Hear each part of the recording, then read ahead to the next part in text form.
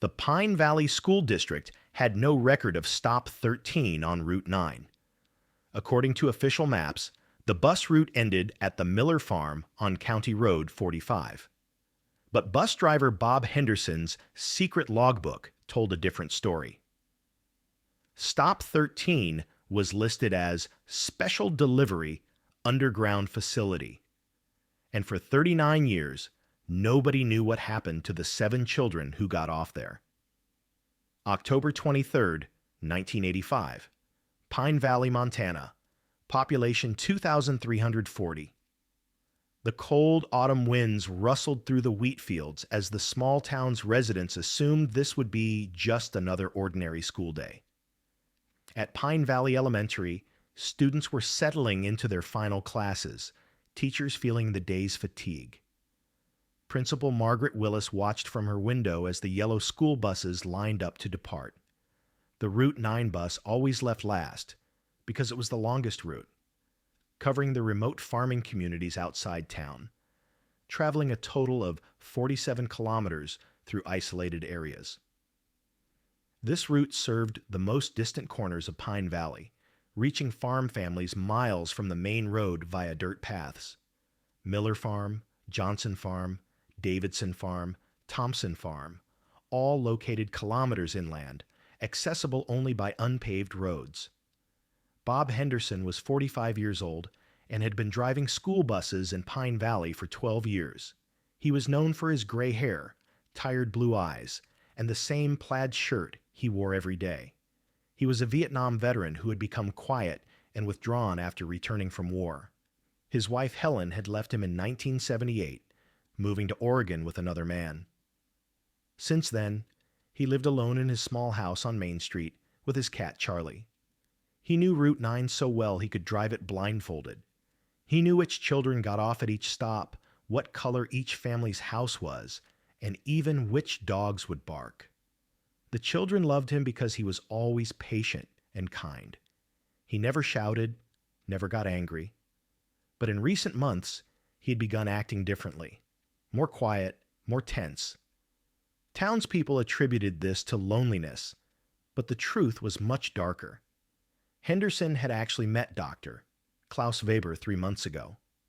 Dr. Weber had introduced himself as a special education expert, claiming he was gathering information about problem children in Pine Valley. He had asked Henderson to observe the children, note their behaviors, and learn which children had family problems. In return, he offered monthly payments of $2,000. Henderson, struggling financially, had accepted this offer. But when he gradually understood Dr. Weber's true intentions, it was too late. Dr. Weber had discovered Henderson's dark past in Vietnam and was using it as blackmail. He had obtained information about Henderson killing civilians in the war, receiving PTSD treatment, and having alcohol problems. "If this information comes out, you'll lose your job and go to prison," Dr. Weber had said. Henderson, feeling helpless, was forced to become part of Dr. Weber's plan. At exactly 3:47 p.m., 7 children boarded the bus. Lisa Park, 9 years old, with brown hair in a ponytail and a pink backpack on her shoulder. Her father, Tom Park, was the local bank's accountant. Her mother, Susan, was a housewife.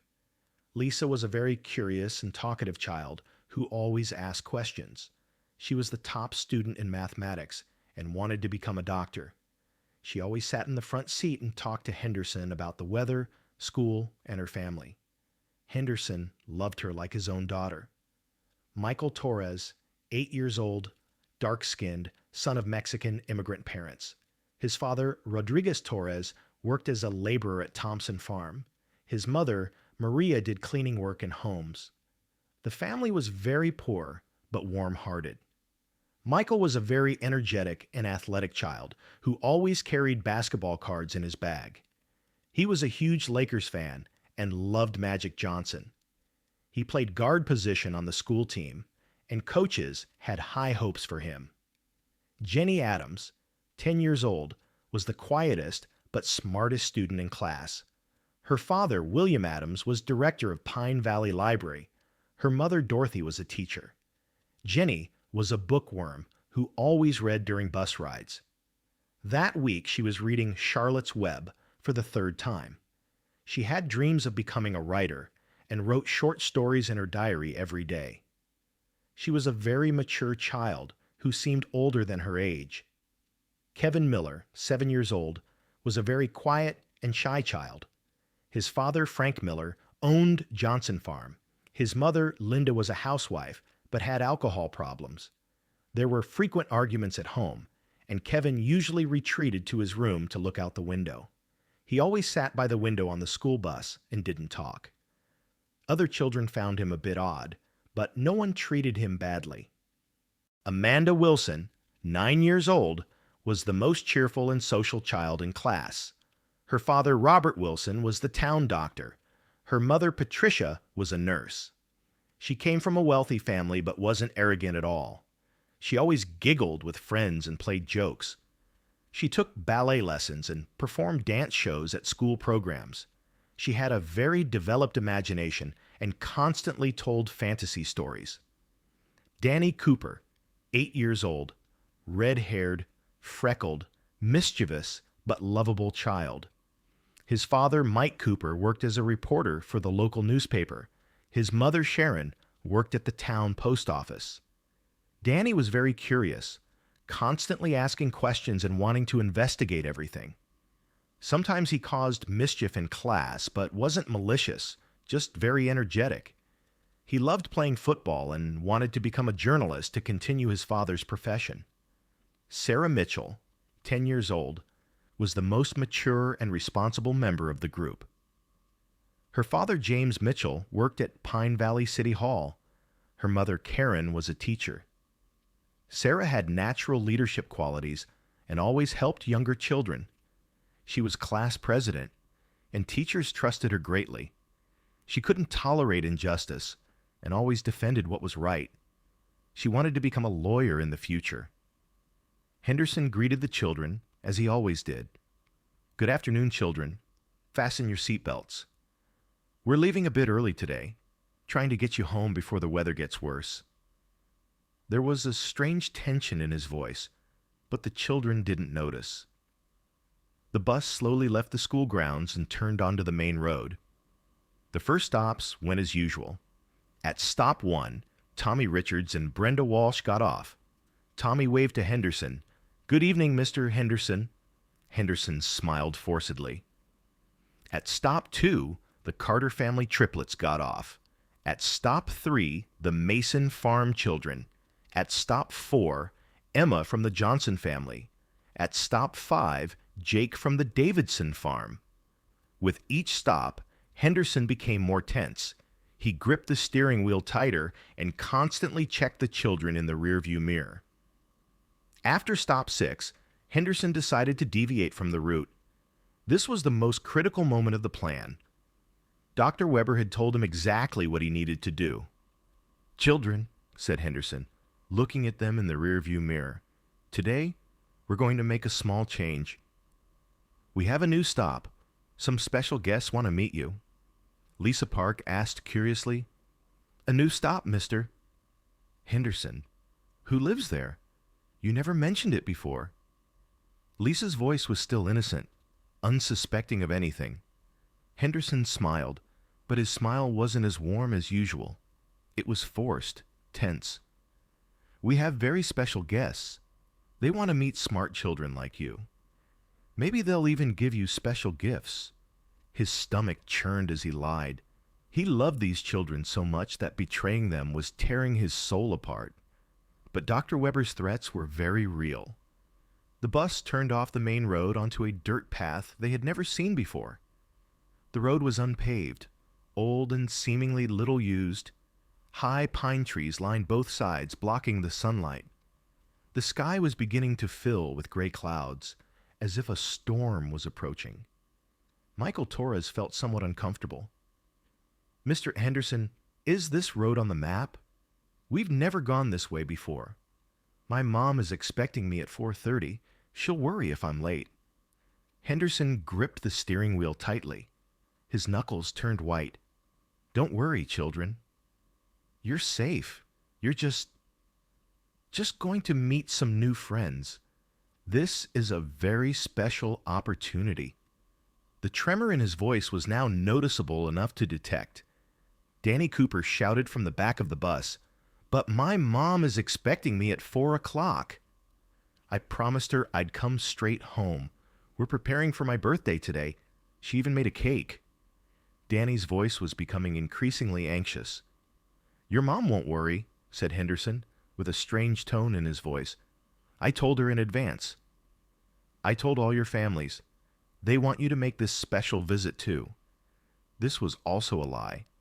The families knew nothing. Sarah Mitchell, feeling responsibility as the oldest in the group, said, "Mr. Henderson, please take us home. This road looks very strange. Our families might really worry, and the weather is starting to get bad too." Sarah's voice was firm but sincere. Jenny Adams, closing her book, added, "I also need to do homework with my mom at home. I have an English test tomorrow." Her voice was soft but worried. Amanda Wilson started to cry a little. "I want to go home. This forest looks so dark. I'm scared." Kevin Miller was silent as always, but his eyes were filled with fear. He was looking out the window and panicking because he couldn't see anything familiar. Henderson was no longer responding. The bus continued deeper into the pine forest. The road became narrower and muddier. The trees were so dense that even the bus's sunroof was closed.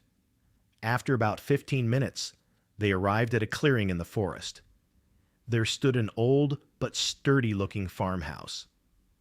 Next to the house was a metal hangar, several vehicles, and most notably, a large generator.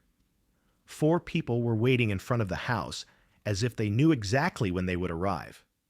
The first person was Dr. Klaus Weber, a tall, thin man wearing a white doctor's coat.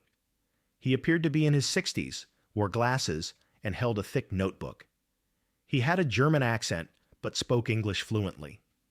The second person was Nurse Patricia Schmidt, a middle-aged, stern-faced woman wearing a nurse's uniform.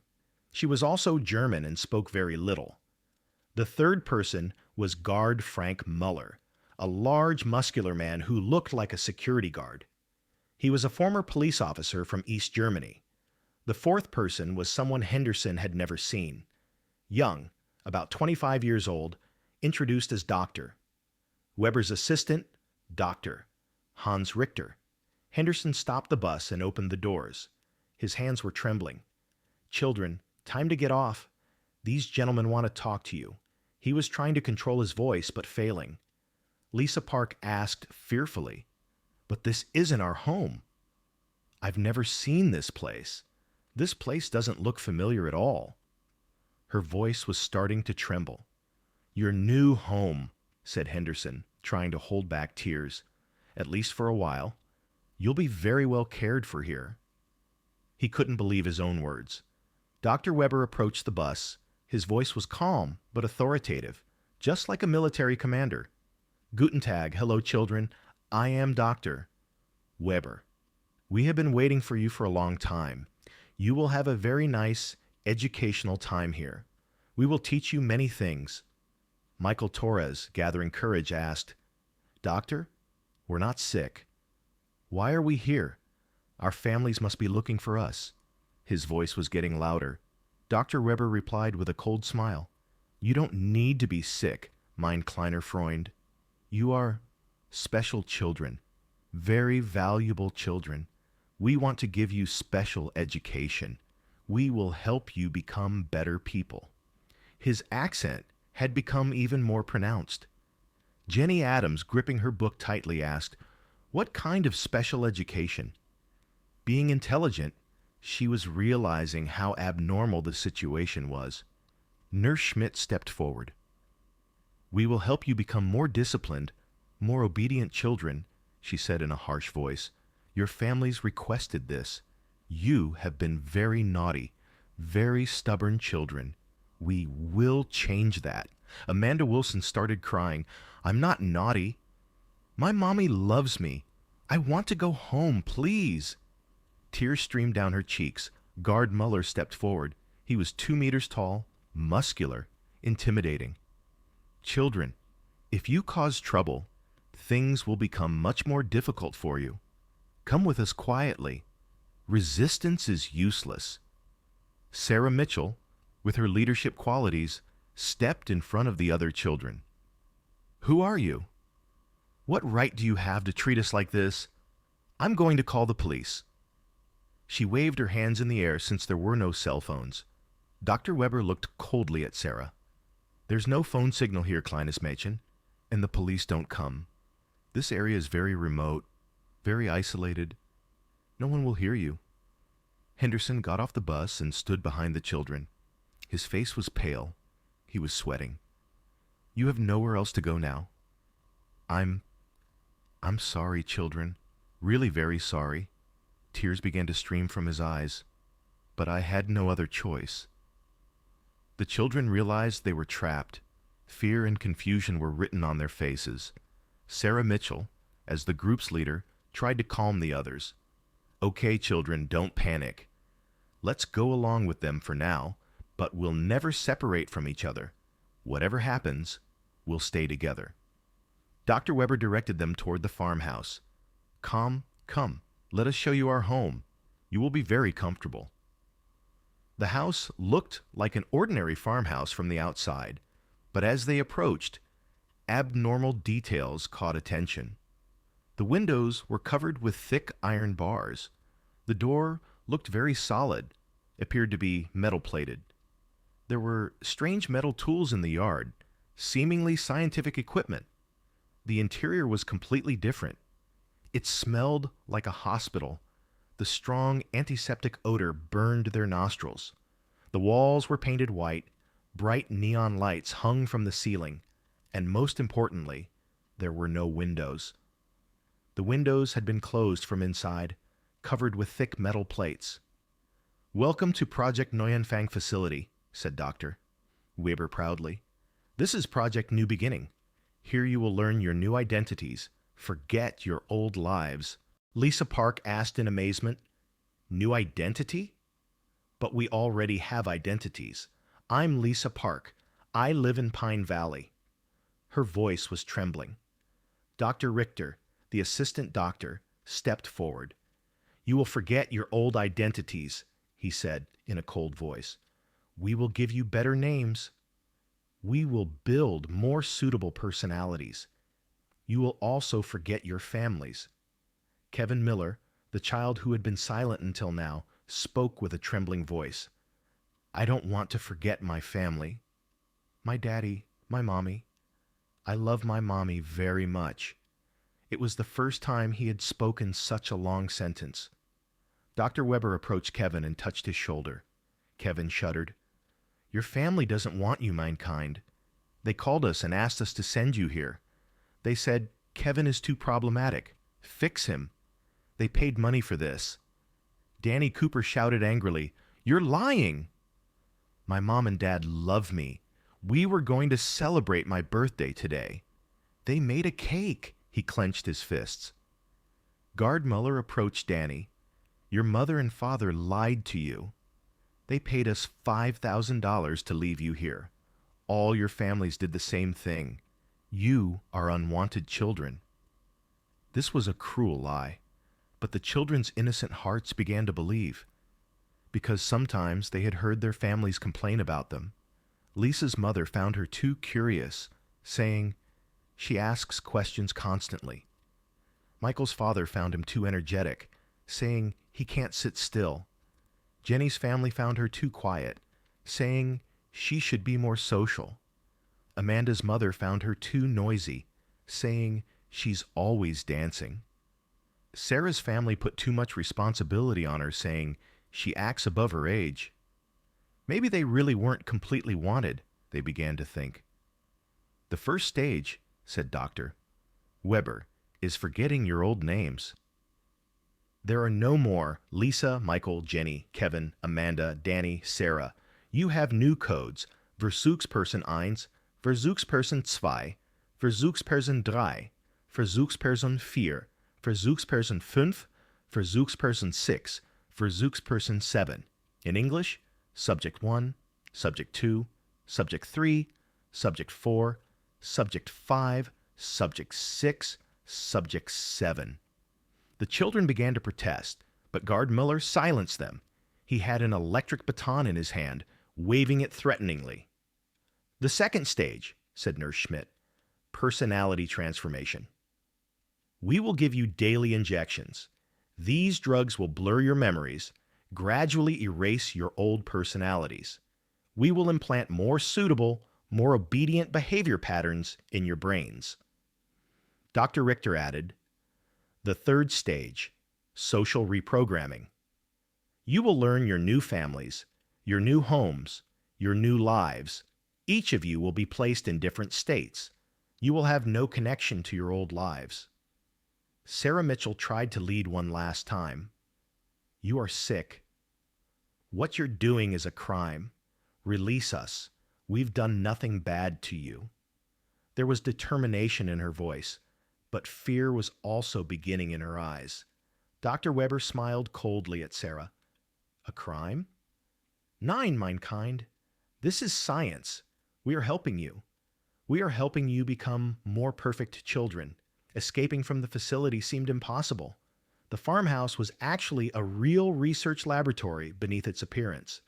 Underground, there were corridors, separate cells, medical equipment, computers. The children were locked in separate rooms. Each room had a small bed, sink, toilet, and no windows. There was a security camera on the ceiling, soundproof material on the walls. The first night, the children couldn't sleep at all. Fear, loneliness, and uncertainty overwhelmed them. Lisa was crying in her room. Michael was punching the walls. Jenny was thinking about how to live without her book. Kevin was having panic attacks in the windowless room. Amanda couldn't stop dancing, but the room was too small. Danny couldn't control his anger. Sarah was thinking about what kind of plan to make for the others. The second day, the real treatment began. Dr. Weber conducted separate interviews with each child. First, he called Lisa to his room. Lisa entered fearfully but determinedly. Guten Morgen, Subject Eins, said Dr. Weber, looking at her file. How did you sleep? My name is Lisa, said Lisa, her voice trembling but determined, and I didn't sleep at all. I want to go home. Dr. Weber showed Lisa a photograph. Her family, but the photo had been manipulated. Her parents looked sad, angry. Do you see your family? They are very happy that they sent you here. They no longer have to deal with you. That's a lie, Lisa shouted. My mom and dad love me. Then why did they send you here? Said Dr. Weber with a cold smile. Let me tell you the truth, Lisa. You are a very problematic child. You constantly ask questions, constantly wonder. You tire your family. They want to rest. Lisa began to cry, but tried not to believe. Dr. Weber raised a syringe. This medicine will help you. You will be calmer, happier. You will forget your sad memories. No, Lisa shouted, tried to run, but Guard Muller held her. The needle was inserted into her arm. A few minutes later, Lisa's consciousness began to blur. Her thinking ability decreased. Her resistance was broken. The same process was repeated with the other 6 children. When Michael Torres mentioned his basketball cards, he was told, "You no longer need such things." When Jenny Adams asked about her books, she was told, "Reading is a waste of time." Kevin Miller was already so scared he didn't speak at all. When Amanda Wilson wanted to dance, she was told, "This behavior is inappropriate." When Danny Cooper asked about his family, he was told, "They abandoned you." When Sarah Mitchell tried to lead, she was told, "You will learn to obey." For 3 days, drug injections were administered every morning and evening. The children's memories began to blur. Their personalities began to change. But they didn't completely surrender. At midnight, they tried to communicate with each other by tapping on the walls. They didn't know Morse code, but they invented their own codes. 3 taps equals, "Are you okay?" 2 taps equals yes. 1 tap equals no. 4 taps equals help me. Lisa Park, even though she was called Subject 1, was determined not to forget her real name. Every night she would silently repeat her own name. I am Lisa Park, from Pine Valley. My mom is Susan. My dad is Tom. I am Lisa Park. Michael Torres tried to remember his basketball cards. He would recite Magic Johnson's statistics from memory. Jenny Adams repeated the first sentence of Charlotte's Web. Where's Papa going with that axe? Sarah Mitchell kept the real names of her 6 friends in her memory. On the 4th day, Doctor, Weber began more aggressive treatments, electroshock therapy. He attached electrodes to the children's heads and gave controlled electric shocks to their brains. The goal was to erase specific memories and change personality traits. Danny Cooper's red hair began to fall out after electroshock. When Amanda Wilson heard music, her head would hurt, and her desire to dance disappeared.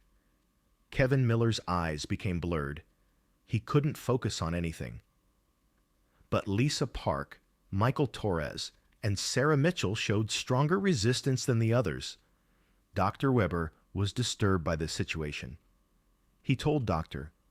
Richter, these 3 are too resistant. We need to apply stronger methods.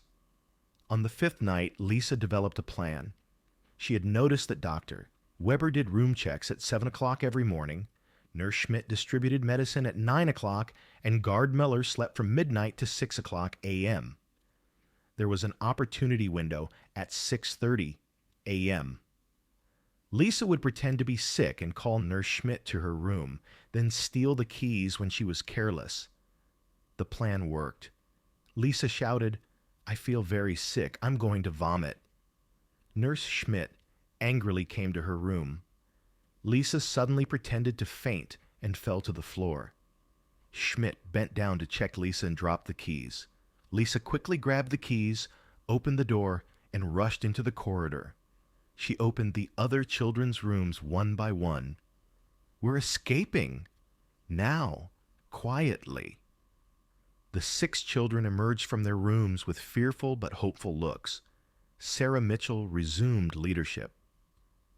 We need to find the exit. We'll all stay together. They ran through the dark corridors. The building was much larger than they had thought, with labyrinthine corridors underground. The alarm system hadn't activated yet because there was minimal staff on the night shift. Michael Torres noticed a ventilation shaft. Can we get out through here? Sarah examined the shaft. It's narrow, but we can get through. Kevin, being the smallest, will go first. Then we'll follow in order. The children climbed through the ventilation shaft one by one. At the end of the shaft, they reached the outside air. It was midnight. The forest was dark and cold, but they were free. We'll run toward town, said Sarah. If we can find the main road, someone will help us. We won't separate from each other. The children began crossing the forest hand in hand, but the forest was very large and complex. They lost their way. They ran for hours, becoming tired and hungry. Danny Cooper, weakened by the effects of electroshock, became unable to walk. Amanda Wilson felt constantly dizzy from the effects of the drugs. Kevin Miller was having panic attacks in the darkness. Jenny Adams couldn't see anything because her glasses were broken. Toward dawn, they heard dog barking in the distance. Search dogs. Dr. Weber's men had found them. Climb the trees, said Lisa. The dogs won't be able to smell us. But the children were too tired to climb. Guard Muller and 2 assistants, along with the dogs, caught them. Your punishment will be much more severe for trying to escape, said Muller. Dr. Weber is very angry. This time, none of you will escape. They took the children back to the facility. This time, they put them in more secure cells under tighter surveillance. Dr. Weber angrily confronted the children. You made a very big mistake. Now I'll have to completely reprogram you. This time, much stronger drugs and much longer electroshock sessions were applied. Intensive treatment lasting weeks. The children's resistance was broken. Their personalities were erased piece by piece. After a month, The 7 children were no longer their former selves. Subject 1, Lisa Park, no longer remembered Lisa. She was just an obedient, quiet child who didn't ask questions. Subject 2, Michael Torres, had forgotten basketball cards, Magic Johnson, and sports.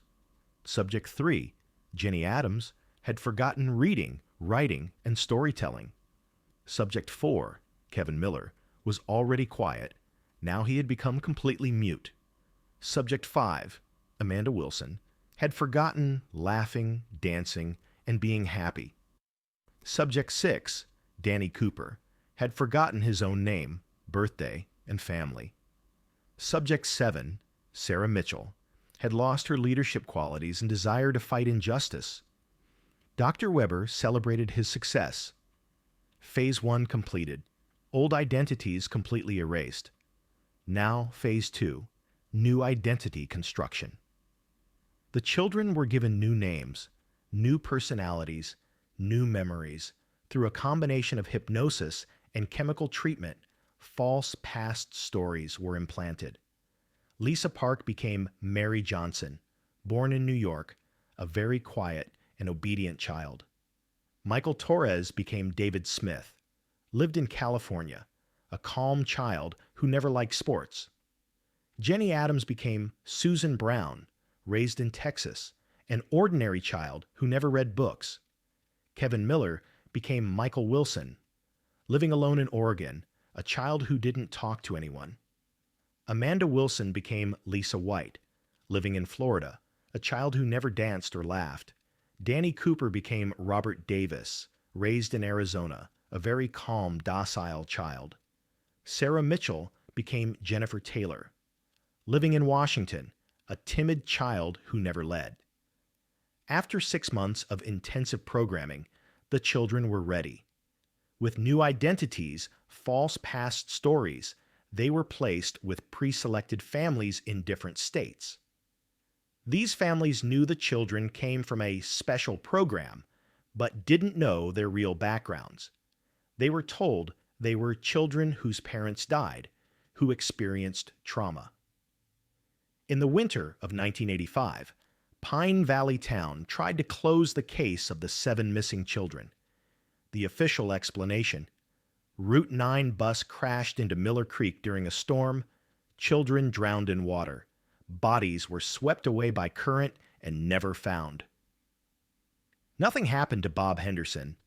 He was even declared a hero because he risked his own life trying to save the children but failed. The townspeople felt very sorry for him and supported him. But Henderson suffered such great guilt, living with the truth, that he began writing everything in his diary. Maybe someday someone should learn the truth, or maybe just to ease his own conscience. Every night he would drink, cry, and write in his diary, "I loved those children so much. I betrayed them. May God never forgive me." For 39 years, Henderson kept this secret. Dr. Weber died of a heart attack in 1995. Nurse Schmidt returned to Germany in 2003 and died as a dementia patient in 2010. Gard Muller died in a traffic accident in 2008. Dr. Richter committed suicide in 2015. Henderson was the only person who knew the truth. When Henderson died in 2019 at age 79, his house was put up for sale. When the new owners did renovations, they discovered a hidden room in the basement. There were dozens of diaries, photographs, audio recordings, video cassettes, and most importantly, a detailed list matching the children's real names with their new identities. When the FBI was informed of this discovery in spring 2024, they were shocked. Special Agent Karen Phillips, when examining the file, realized how big the situation was. This wasn't just 7 children. Henderson's records showed that from 1982 to 1990, over 8 years, a total of 247 children had been included in Project New Beginning. This is the largest child kidnapping and identity change operation in American history, Phillips told the FBI director. Hundreds of families think their children died, but the children are alive. They just don't know who they are, and they're all over 50 years old now. The first contact was made with Lisa Park, Mary Johnson. When FBI agents came to her door in New York at her accounting office, Mary was suspicious. She was 48 years old, lived alone, had never married. "I haven't committed any crime." "What do you want?" she said. Agent Phillips showed her an old photograph. 1985 Pine Valley Elementary second grade class photo. "Is this little girl in the photo you?" Mary looked carefully at the photograph. She experienced a strange feeling of familiarity. Her heart raced, but she didn't know why. "No, I don't know this child. But the facial expression seems familiar to me. This is very strange." "Your name is Lisa Park.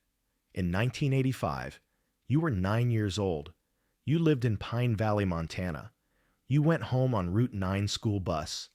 On October 23rd, 1985, you were kidnapped along with 6 friends."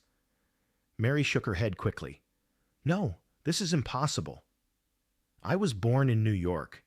I was adopted by the Johnson family. My mother Dorothy, my father Richard. I've never been to Montana." "We checked your adoption records. They're fake. Dorothy and Richard Johnson never existed. This identity was given to you in 1986. Mary panicked. "This is ridiculous. I have childhood photos. I have memories." "What memories do you have?" asked Agent Phillips. Mary thought. Actually, she had very few clear childhood memories, always blurry, unclear images. I don't remember much. They said I hit my head when I was little. It affected my memory." A DNA test was conducted. Result: 99.9% match. Mary Johnson was really Lisa Park. Hypnotherapy sessions began. Dr. Rebecca Walsh, trauma specialist, tried to bring back Mary/Lisa's suppressed memories. In the first sessions, she remembered nothing. But in the third session, something happened. "I see a yellow bus," said Mary, eyes closed. "Mr. Henderson is at the wheel. We're not on the normal route. We're entering a forest road. I'm scared." Dr. Walsh gently asked, "Who's on the bus?" "Michael is there. He's showing us his basketball cards. He's so excited. Jenny is reading a book. Charlotte's Web or something. Amanda is giggling with friends in the back. Danny is messing with his hair. It's so red and freckled. Kevin is looking out the window. He always does that. Sarah is leading us, trying to calm us down." Tears flowed from Mary's eyes. They're my best friends. How could I forget them? Where are they now?" The sessions continued. More memories returned with each session. The farmhouse, Dr. Weber's German accent, Nurse Schmidt's harsh face, needles, electroshock, that terrible escape attempt, and the most painful memory, the lie that their families had sold them. "We believed that," said Mary/Lisa. "We were children, innocent, trusting. We thought our families really didn't want us. That's why we didn't resist in the end." The FBI contacted the other 6 children as well. Michael Torres, David Smith, was a corporate engineer in California, 49 years old, living alone. He never played sports and felt a strange sadness when he saw basketball. Jenny Adams, Susan Brown, was an elementary school teacher in Texas, but never read books. Very ironically, she taught children to read, but never enjoyed it herself. Kevin Miller, Michael Wilson, was a repairman living alone in Oregon, didn't talk to anyone. Amanda Wilson, Lisa White, was a hospital nurse in Florida, never laughed, never danced. Danny Cooper, Robert Davis, was a store manager in Arizona. His hair had fallen out early and turned white. Sarah Mitchell, Jennifer Taylor, was a government employee in Washington, never accepted leadership positions. They all lived in different states, unaware of each other. Common traits. They were all alone, all depressed, all had very few clear memories of their childhood. And they all had similar nightmares: yellow bus, dark forest, people in white coats, needles. Under FBI coordination, the 7 children, now adults, were brought together for the first time. In a special meeting organized in Pine Valley in summer 2024, after 39 years, they told each other their real names. "I am Lisa Park," said the first, her voice trembling but strong. "I am Michael Torres," said the second, his eyes welling up. "I am Jenny Adams," said the third, holding a Charlotte's Web book again. "I am Kevin Miller," said the fourth, speaking clearly for the first time in 39 years. "I am Amanda Wilson," said the fifth, and smiled genuinely for the first time in 39 years. "I am Danny Cooper," said the sixth, putting his hand to his remaining white hair. "I am Sarah Mitchell," said the seventh, with her old leadership quality, "and we're all here. We all survived. Pine Valley Town embraced them, but their childhood homes were no longer there. Lisa's family died in 2010, Michael's family in 2015, Jenny's family in 2008. Sarah's father was still alive, 82 years old, in a nursing home. When he recognized Sarah, he hugged her, crying, 'My daughter, I thought about you every day for 39 years. They visited their family's graves in Pine Valley Cemetery. Similar inscriptions on each headstone. In memory of our beloved child. We never forgot. We always searched.' The families had searched for their children until they died. In autumn 2024, a monument was erected in Pine Valley Town. The monument showed the 7 children's 1985 photos, their real names, and these words: "Stolen childhood, forgotten names, but never lost hope. Lisa Park, Michael Torres, Jenny Adams, Kevin Miller, Amanda Wilson, Danny Cooper, Sarah Mitchell. You finally came home." Speaking at the monument opening, Sarah Mitchell said, "39 years ago, we were just 7 children who wanted to go home. We couldn't go home, but we never lost each other. In the depths of our souls, we remembered each other. Today, with our real names, with our real memories, we are here. We didn't just survive. We remembered, and we will never be forgotten." After the monument ceremony, Lisa Park walked the old Route 9 road. The road was now paved, no longer the old dirt road, but the same pine trees were still there, the same scenery. At the end of the road was where the old farmhouse used to be. The building had been burned during the FBI investigation. The site had been blown up with dynamite. Now it was just green land, covered with flowers. The 7 friends planted flowers representing each of them where the old farmhouse used to be. Lisa planted pink, Michael blue, Jenny yellow, Kevin white, Amanda red, Danny orange, Sarah purple flowers. "Now this is a beautiful place," said Amanda, smiling genuinely and from the heart for the first time in 39 years. Route 9 bus route is no longer used. Pine Valley Elementary School closed due to declining student numbers. But elderly people in town still remember those old days. And sometimes, on autumn evenings, they say a yellow school bus is seen passing down the empty road. Inside are 7 children, finally returning to their real homes. On the last page of Henderson's diary was written, "Children's memory is the strongest thing in the world." No matter what you do, they remember somehow. They remember who they are. Maybe remembering is their greatest strength and salvation. 39 years later, Henderson's words proved true. The children remembered. Because some things can never be forgotten. Real name, real friendship, real identity. This story is not about lost children. This is about children who found themselves, who reclaimed their true identities, and now they are truly home.